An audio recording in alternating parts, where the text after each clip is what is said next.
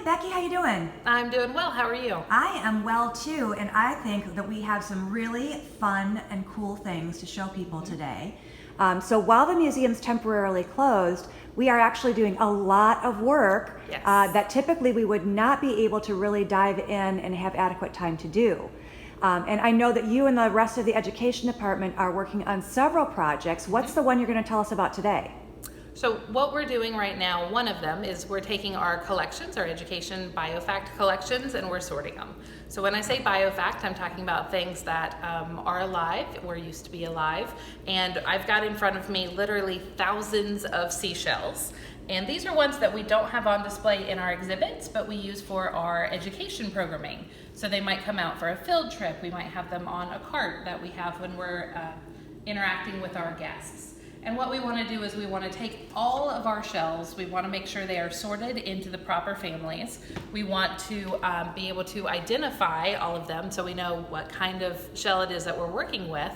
And then we want to make sure that they're all properly documented. So it's a very large undertaking. Yeah, no kidding. And when I just showed everybody, what I just showed everybody is like only part of the work that you're doing. You're literally talking like thousands and thousands of shells. Yes. So it is a huge undertaking.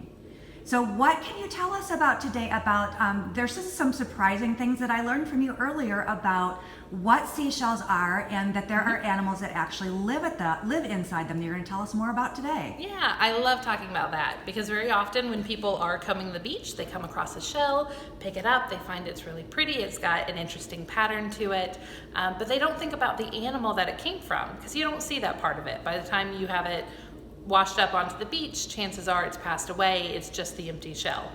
But they did come from animals that made those shells, so it's really fascinating to know what used to live in it. Definitely. So tell me first of all, what is a seashell? You started to get at it, but what is it exactly? Absolutely. So most shells are made by animals called mollusks. Mollusks are actually a really, really big family of animals. They are invertebrates, meaning they don't have backbones, and they are probably second to insects and other arthropods as far as numerous, how many there are in the world. So lots of different kinds, and the shells are actually this hard exoskeleton basically that they secrete. They take calcium and carbonate from the water, and then they build this hard exterior so that they can protect their soft body. Now, not every mollusk does create shells, but most of them do. Some of the ones that don't, when you're thinking about cephalopods, that means head, foot. That would include things like an octopus, a squid, a cuttlefish. Those don't have that hard exterior shell. Actually, on an octopus, the only hard part on its body is its beak. So it's really fascinating. It has its arms, and then right in the middle on the bottom is the beak. And if that beak can fit through an opening, the entire animal can fit through that opening. That is crazy. Yeah, everything else is soft and squishy, so it can squish right through the opening. Wow. But for the animals that do make shells, they either usually make one part or two parts to it. So we're going to look at some different examples. So the ones that make one part to their shell, these are called univalves, just like a unicycle would have one wheel to it. The ones that have two parts to their shell, those are called bivalves, just like a bicycle has two wheels to it. So I want to show off some really fascinating univalves that we have here. First of all, over here we have lightning whelks. Now these lightning whelks, when they are alive, they've got these really pretty colors to them, these patterns. When they are older, this one's actually a fossilized lightning whelk. So it's been replaced with minerals over time. You can see that it doesn't have that pattern anymore, but you still have that same shape. But the lightning whelk, one really easy way to identify it, if you take it and you hold it up with this facing down and the whole opening facing you, that opening is on the left-hand side. That is really unusual. Most shells don't grow that way. So one way that I remember it is lightning begins with L and left begins with L. So these are all lightning whelks here. Then next to it, I've got some conchs. There's a few different kinds that I pulled. So first one I'm going to show you is a Florida fighting conch. Now this is what the baby Florida fighting conch looks like. It's very light in color, but then the older it gets, the darker its coloring will get. Oh wow, that's a big difference, isn't it? It is. So a lot of people don't realize that they're actually looking at the same species, but they are. They just change as they get a little bit older. So Florida fighting conch, what an interesting name. It is. It's actually a little bit of a misnomer. So one difference between whelks and conchs is that whelks are actually carnivores, which means they will eat other meat, right? But these guys are herbivores, so that means that they don't want to eat meat, they want to eat plant material. They use a tongue, it's called a radula, and it's kind of like a tongue that has little teeth all over it. Oh, wow. And they'll use that and they'll scrape off things like algae and eat the algae. But when they get scared, they will flee. So if they're turned over, which happens a lot of times when you're in the water, maybe the waves came and turned you over, they'll take this hard part that's right here. It's missing on this one, of course, because it's not alive anymore. But it's something that's called an operculum, and it helps cover that soft body. So when they pull inside the shell, it kind of closes it up like a door. Okay. So they'll take that operculum and they'll kind of flail around so that they can turn themselves back over and then be able to get away. I see. Mm-hmm. So that looks kind of like they're striking out at something around them, but it's really that they're running away. Yes. Oh, so all that's of really that interesting. flailing. Yeah. So these guys, they have, like I mentioned, that soft body here. They also have that operculum, the hard part that would cover. So when they go in, they can close it up. But they do have eyes that are on little stalks, and it looks so funny. They've just got two little eyes. Conchs have kind of a groove right here, and so the eyes will stick out right there so that they can look around and see where they're going and see where their food might be. Okay. So some other conchs we have right here. This one is a queen conch. Now this one is a fossilized queen conch, so it doesn't have quite the bright colors that you would see on one that's still alive. The ones that are still alive would actually have pink, just this bright pink hue that's right here, but it does still have this really big lip, so we can tell it's in the queen conch group. And then this one is a horse conch. Now this is a younger one. They can get much, much bigger the older they get. But this is another reason that when we do see the shells, we want to leave them behind, because if you left one that was still alive, it would get a chance to grow into something this size. Right. And you were saying earlier that even if you find a shell on the beach and the animal isn't still in it, you've checked to make sure, you still probably should leave it behind, because why? There's a few other things that will use the shell even after the animal has passed away. I'm sure people have seen hermit crabs in different shells. So they will find an empty shell and go in and live in it. And they need shells of various sizes because the hermit crab didn't actually make its shell. So unlike the mollusk, that as it grows, it can just add more to its shell, the hermit crab can't do that. So when it grows, it actually has to leave the shell and go find a bigger one to be able to live in. And then fish, if the shell is submerged in the water, baby fish will come in and they'll live in it. And even if nothing is living in it, the shell will actually decompose, and then that calcium goes back into the habitat, which means other animals would be able to use the calcium when they're building their own shells in the future. Gotcha. All right. And do you have any more univalves to show us? I do have just a few more. So this one is called a king's crown conch. Oh, that's so pretty. Look at that pattern. Absolutely. So you can see as it's adding to its shell, these whorls stick up, and that's where it got its name for crown, right there. And then I wanted to show off this cone shell. So these are a few different kinds of cone shells, but cone shells are really unique because they are actually venomous.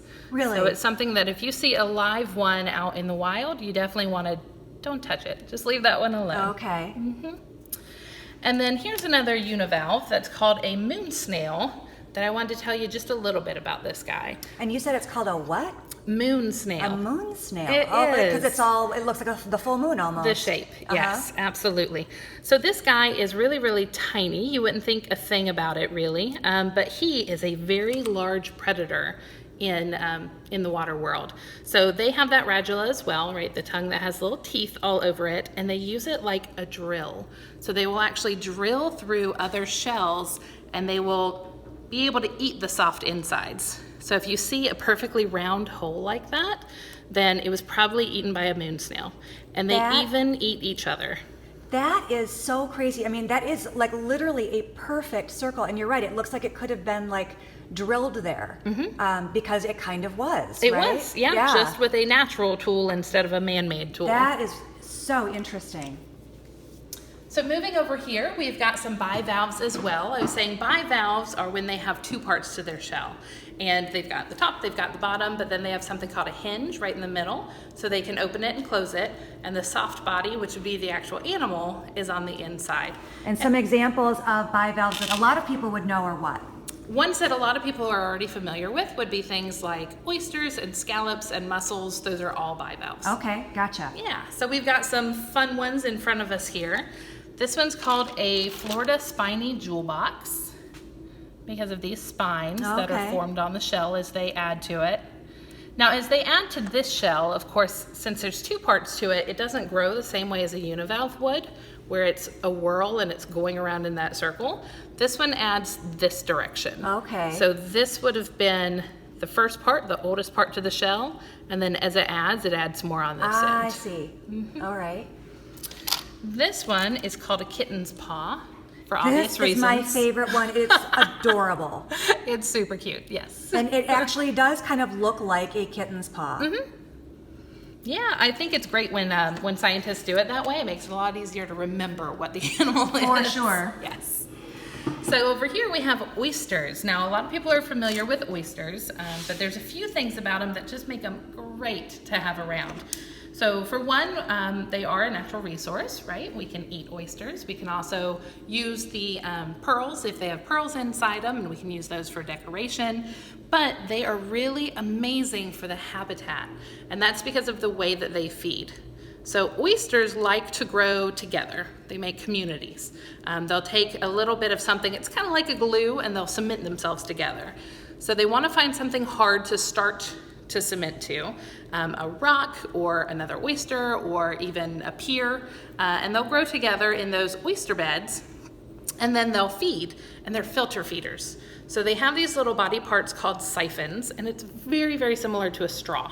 They'll stick it out into the water, and they're sucking in the water, and they're sucking in plankton that's in the water, and they're eating that plankton, all those little tiny, tiny bits of plants and animals. And as they're doing that, they're actually also filtering out the toxins in the water. So they make for a really great animal to have around because they're able to clean the water that they live in. Yeah, and for those of us who have ever been frustrated by trying to shuck oysters ourselves while we were trying to eat them, another thing that is a good reminder when we're trying to do that is that Native Americans used to use oysters as well as tools. Yeah, they used actually quite a few of these things for tools. Pretty much everything I'm showing you so far is native, which means it's naturally from here. And being in Florida, that's a natural resource that we have a lot of right here on the coast. So they would have used things like the lightning whelk as a hammer. They actually would drill a hole in it and put a stick through it, and then that would be the hard part at the end that would help them pound things in. Wow. They would use things like the oysters to scrape. So if they had, let's say they had a hide of an animal and they wanted to scrape the hide clean so that they could use it, they would use that and scrape. Oh, okay, cool. Yeah. So a few other bivalves over here are actually just two more bivalves that I have. Scallop. So this one is a calico scallop. It's got that really pretty coloring to it. And the way that you can identify a scallop is by these wings here at the bottom. Yeah, that's kind of like the hinge portion, right? It is. So I've got two together so that you can see what it would look like, the top and the bottom. Oh, and sure. It hinges down there. Yep, like okay. And then speaking of wings, we've got another bivalve right here that's actually called angel wing. Oh, yeah, that's another one that kind of, it looks like what its name is. It's beautiful. Now, when you're looking at things on the beach, not everything you'll find is actually a seashell. A lot of times you'll see other things that are made by different animals that are not mollusks. So I want to show you a few that are not mollusks. So over here we've got, for example, coral. So coral is in a group that includes things like jellies and anemone, and they're called cnidarians. Cnidarians are actually known for having stinging cells. They have these tiny little things called nematocysts, and it's like a little mini harpoon. It's just touch triggered. They can't choose whether or not to shoot it off based on if they think something is a predator or something's a prey. Just something touches it and it shoots those tiny little harpoons, and it has that toxin behind it. But a lot of these species, they're so minor, you wouldn't feel it. You wouldn't feel the toxins. It's because it's really just meant to protect themselves and to find food, so it's not meant for something our size, right? Coral likes to grow together as well, very similar to what we were talking about with the oysters, and that's why you hear about coral reefs. And there's different types of corals, a lot of different types of corals. Some of them are considered soft coral, where they don't have this hard skeleton, and after they pass away, it decomposes, there's really nothing left behind. And some of them are hard corals. So that would be like this one, that after it passes away, you still see the skeleton that was left behind. And something else really fascinating about coral is that they support so many other organisms. When you're talking about a coral reef, it's really a basis for an entire ecosystem.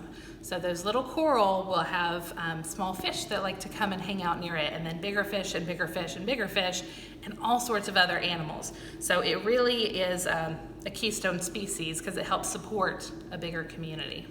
For sure. And the other important thing about corals that we want to make sure to remind people is, it's another thing, admire it from a distance. Yes. Don't touch it. Yes. Yeah, even if it's a species that is not strong enough to really, feel the sting, there's no reason to take that chance, first of all. But also, we want to respect it, right? We want to give it space. So if you see them in the water, observe them. They're really gorgeous, and then leave it be. So a couple other things that we have quite a few of that are not mollusks. This is one.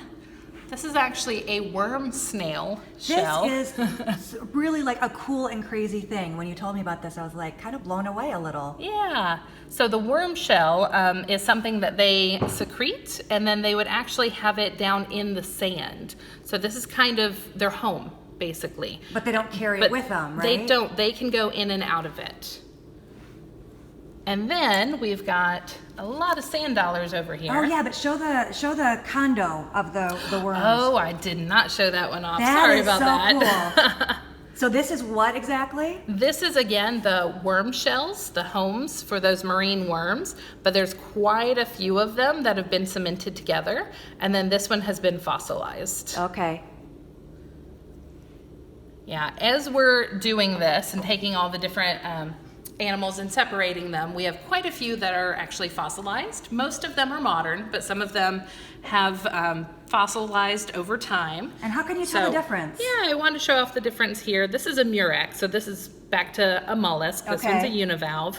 So this murex, you can see, is the modern one. It actually has its color to it. This one has that exact same shape to it, but as you can see, the color is totally different. Yeah, it looks like stone. It is. It is basically. stone. Yeah, when something fossilizes, it gets buried, which actually it's a lot easier for something in the water to get buried than it is for a land organism. So it would get buried in the water, and then over time, all these little minerals that are in the water come and settle in every tiny little space that they can find.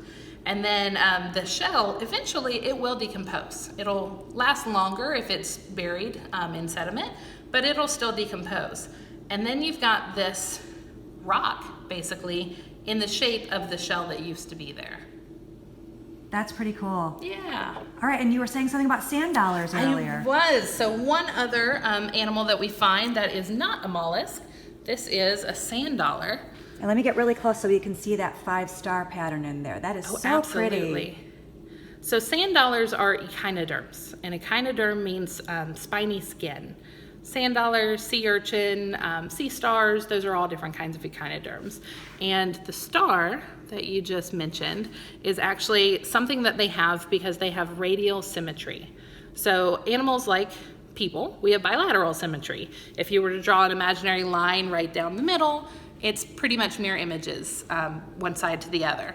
But this one has 5 points to its symmetry, and that's where it got the name radial symmetry.